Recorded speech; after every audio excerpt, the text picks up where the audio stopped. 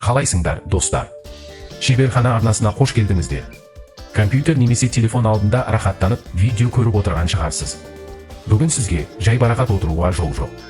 Бүгін миды сәл жасартатын, логиканы қозғайтын нағыз экстрим тест дайындадық. Бұл жай ғана жұмбақтар емес, мүмкін бір күні өміріңізді құтқарып қалатын маңызды шешімдер. Алдыңызда тірі қалуға арналған 5 қауіпті жағдай болады. Қателессеңіз, ойын бітті. Дайынсыз ба? Кеттік. Сонымен алғашқы тығырыққа тірейтін жағдай. Елестетіңіз, сіз әлемге танымал үлкен бір журналдың тапсырысымен жүрген өте кәсіби фотографсыз. Сұлулық іздеп үңгірдің ішіне тереңдеп кіріп, бірнеше керемет кадрлар жасадыңыз. Бірақ мәселе мынада, сіз мұндай жерге бірінші рет келдіңіз, және үңгір ішінде мүлдем бағдарлана алмайсыз.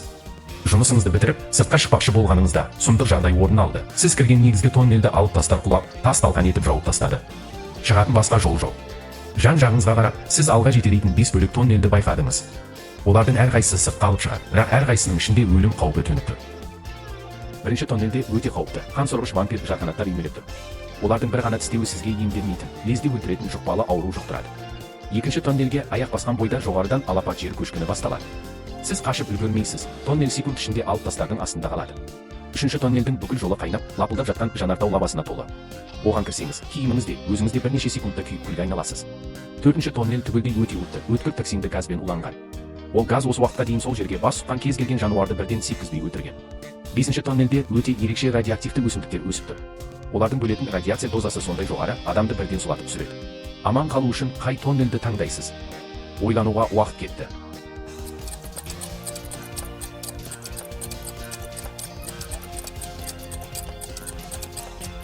Уақыт бітті. Дұрыс жауап 4 тоннель. Неге дейсіз ғой? Мәтінді мұқият тыңдасаңыз, улы газ тек жануарларды өлтіреді деп айтылды. Ал сіз жануар емес, адамсыз ғой. Сондықтан бұл газ сізге әсер етпейді. Сіз бұзылғалы тұрған зәулім ғимараттың ең жоғарғы қабатында қалдыңыз. Сырттан көмек келіп үлгермейді, уақыт тығыз. Төменге түсетін ешқандай баспалдақ қалмаған, терезеден секіру де мүмкін емес. Тек 3 лифт бар. Бірақ абайлаңыз, әр лифттің іші қауіпке толы. Бірінші лифттің ішінде өте улы және адам көзіне көрмейтін алып өлмекші бар. Оның бір ғана шағуы денеңізге уды тез таратып, жүректі бірден тоқтатады. Екінші лифт төбесіне дейін қайнап тұрған ыстық суға толы. Кабинаға кірсеңіз, сорпа болып пісесіз.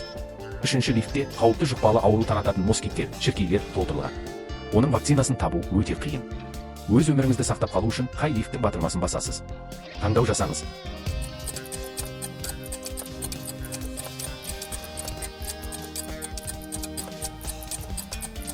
Шешім қабылдап үлгердіңіз бе? Дұрыс таңдау әрине үшінші лифт. Біріншіден, москиттер шақса да, вакцина табу мүмкіндігі аз да болса бар. Екіншіден, лифтке кіре сала аяқ киіміңізді шешіп алып, ол кішкентай жәндіктерді қабырғаға быт-шытын шығарып жаншып тастауға болады. Осылайша еш қиындықсыз төменге түсесіз. Көзіңізді ашсаңыз, қараңғы бөлмеде, тордың ішінде отырсыз. Кенеттен белгісіз дауыс, мен сенімен ойын ойнағым келеді дейді. Тор ашылып, уақыт есептеле бастады. Алдыңызда 3 есік тұр.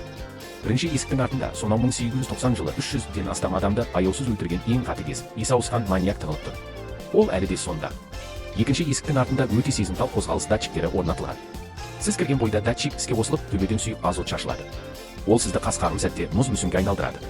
Үшінші есіктің артында күшті қышқылды душ, кислотный душ орнатылған. Егер сол есіктен өтсеңіз, қышқыл үстіңізге төгіліп, денеңіз лезде еріп кетеді. Қай есікті ашып, сыртқа қарай қадам басасыз? Ойын басталды, тезірек ойланыңыз.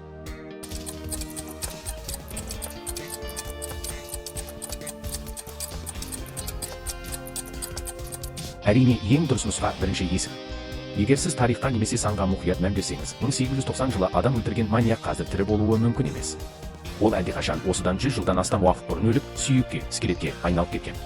Ол сізге ешқандай зиян тигізе алмайды, жанынан еркін өте беріңіз. Ал енді достар, біз сіздерге ең соңғы, ең күрделі әрі нағыз бас қатыратын данышпандық жұмбақты қалдырдық. Бұған жауап беру үшін алдыңғы жұмбақтардан 2 есе көп ойлану керек болады. Елестетіңіз, сіз көзі мүлдем көрмейтін зағип жансыз. Оның үстіне ауыр дертке шалдыққансыз, және үйде ешқандай байланыс құралысыз, жалғыз қамалып қалдыңыз. Тірі қалу үшін сіз күн сайын дәл уақытында 2 түрлі таблетка ішуіңіз керек. Біреуі көк түсті, біреуі қызыл түсті. Қолыңызда әрқайсынан 2-2-ден жалпы 4 таблетка бар. Егер сіз белгіленген мөлшерден көп, яғни 2-ден көп таблетка ішсеңіз өлесіз. Егер сіз жаңылысып 2-бірдей түсті, мысалы 2 көк немесе 2 қызыл ішіп қойсаңыз тағы да өлесіз. Олар бөлек құтыда тұрған, бірақ байқаусызда бәрін араластырып алдыңыз. Сырты пішіні сезілуі 100% бірдей. Өлмей тұрып қалай дәл бір көк және бір қызыл таблетканы таңдап ішуге болады? Бұл өмір мен өлім мәселесі.